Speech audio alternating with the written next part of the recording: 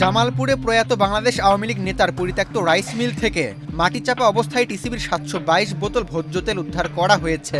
যৌথ অভিযানে অংশ নেয় র্যাব 14 এবং জাতীয় ভোক্তা অধিকার সংরক্ষণ অধিদপ্তর।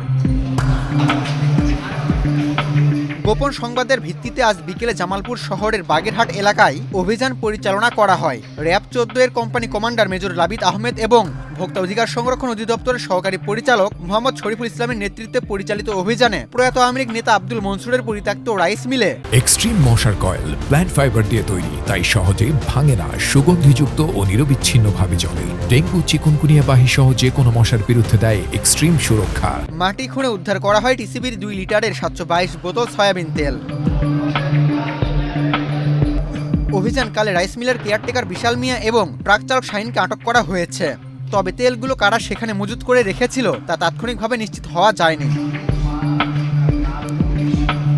কর্মকর্তারা জানান, সরকার নিম্ন আয়ের মানুষের জন্য ন্যায্য মূল্যে ট্রাকের মাধ্যমে টিসিবির এসব তেল বিক্রি করে থাকে, কিন্তু উদ্ধার হওয়া তেলগুলো কালো বাজারে বিক্রির উদ্দেশ্যে গোপনে মজুদ রাখা হয়েছিল বলে প্রাথমিকভাবে ধারণা করা হচ্ছে।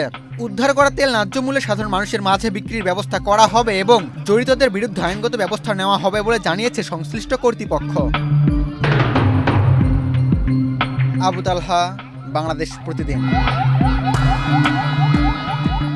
আপনারা জানেন, অত্র এলাকায় বাজারের দ্রব্যমূল্যের ঊর্ধ্বগতি নিয়ন্ত্রণ, টিসিবির পণ্য সঠিকভাবে সেটা বিতরণ হচ্ছে কিনা সেটা নজরদারি এবং সর্বোপরি বাজার মান নিয়ন্ত্রণের জন্য আইনশৃঙ্খলা বাহিনীর সদস্য হিসেবে র্যাব 14 এর সিপিসি জামালপুরস্থ সিপিসি 1 কোম্পানি সংশ্লিষ্ট ভোক্তা অধিদপ্তরের সংশ্লিষ্ট ব্যক্তিবর্গদের সাথে নিয়মিত অত্র এলাকায় বিভিন্ন নজরদারি কার্যক্রম পরিচালনা করে আসছে।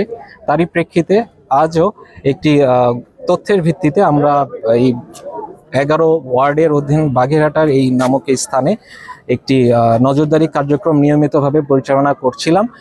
তারই প্রেক্ষিতে পরবর্তীতে এই একটি অব্যবহৃত গোডাউনের মধ্যে বিপুল পরিমাণে টিসিবির ভোগ্যজাত তেলের বোতল আমরা উদ্ধার করতে পেরেছি। সম্মত এটার সংখ্যার পরিমাণ 722টি এবং এগুলো পর্যবেক্ষণ করে যেটা দেখা গিয়েছে এই কোনোটিরই গায়ে যে সরকারি টিসিবির লেভেল ছিল সেটি লেভেলবিহীনভাবে আছে এবং এর থেকে আমরা প্রতীয়মান হয় কিংবা আমরা প্রাথমিকভাবে বুঝতে পারছি যে এই টিসিবির পণ্যগুলো একটা নির্দিষ্ট জায়গায় তারা জড়ো করে যাদের কাছে এটা টিসিবি পণ্য পৌঁছানোর কথা সেখানে না পৌঁছে লোকাল বাজারে হয়তো তাদের নিজস্ব দামে এটা বিক্রির যে অসদুপায় কার্যক্রম পরিচালনার জন্য এটা এখানে করেছে। আমরা এই জায়গাটা জব্দ করেছি এবং আমাদের সাথে সংশ্লিষ্ট ভোক্তা অধিকার অধিদপ্তরের কর্মকর্তা রয়েছেন।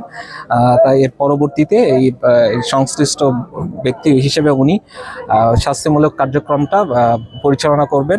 এটা একটা পরিত্যক্ত গোডাউন, তো এটার এখনকার মালিককে আমরা এই জায়গায় হাজির করতে পারিনি এবং তাকে আমরা আটকও করতে পারিনি। তবে সে পরবর্তী কার্যক্রম চলমান থাকবে এবং তদন্তাধীন যে বিষয়গুলো তদন্তের সাপেক্ষে সংশ্লিষ্ট যেটা ভোক্তা অধিকার অধিদপ্তর তারা প্রয়োজনীয় শাস্তিমূলক ব্যবস্থা নেবেন এবং আইন শৃঙ্খলা বাহিনী হিসাবে আমরাও বিষয়টি বিবেচনা করে মামলা যদি নেওয়ার প্রয়োজন হয় আমরা মামলা দায়ের করব। তারই অংশ হিসেবে আজকে আমাদের র্যাব 14 সিপিসি 1 কোম্পানি কমান্ডার মহোদয় আমার সাথে যোগাযোগ করেছিল এবং গোয়েন্দা তথ্য ছিল যে এই পরিত্যক্ত ভবনে টিসিবির মালামাল যেগুলো গরিব মানুষ ট্রাক সেল, আপনারা জানেন যে রমজান উপলক্ষে সরকার ট্রাক সেলে মালামাল দিচ্ছে, তো সেগুলো ট্রাক সেলে বিক্রি না করে গোডাউনজাত করা হচ্ছে এবং কালোবাজারের মাধ্যমে বিভিন্ন জায়গায় বিক্রি করা হচ্ছে। তো আমরা তথ্যের ভিত্তিতে এখানে এসে দেখতে পেলাম 722 বোতল, এর আগে আরও কিছু বোতল এখান থেকে চলে গিয়েছে, এখন 722 বোতল আমরা পেয়েছি এবং এগুলোর গায়ে এই যে এই লেবেলটা ছিল, এই লেবেলটা খুলে ফেলা হয়েছে এবং এখন আর লেবেল নাই, কিন্তু এগুলো টিসিবির মাল। তো আমরা এই মালার যার পজিশনে আছে তাকে আমরা ধরতে পেরেছি, তো তার বিরুদ্ধে আইনগত ব্যবস্থা নেওয়া হবে এবং পরবর্তী আইনগত ব্যবস্থায় যেটা তদন্তে যেটা উঠে আসে সেইভাবে ব্যবস্থা নেওয়া হবে। আর আজকে আমরা ওনার কাছ থেকে যে 722 বোতল তেল জব্দ করলাম এটা আইন অনুযায়ী বিলি বন্টন করা হবে। ধন্যবাদ। যাকে আমরা এখানে পেয়েছি তিনি আসলে মানে মেইন হোতা না, তিনি আসলে এখানে জাস্ট দায়িত্বে ছিল। ওনার নাম হচ্ছে শাহিন এবং আর বাকি যে যারা এটার পিছনে আছে তাদের আসলে এখনই তো আমরা পাচ্ছি না তদন্তাধীন বিষয়, এটা পরবর্তীতে উদ্ঘাটন হবে, পরবর্তীতে উদ্ঘাটন হলে তাদের বিরুদ্ধে ব্যবস্থা নেওয়া হবে।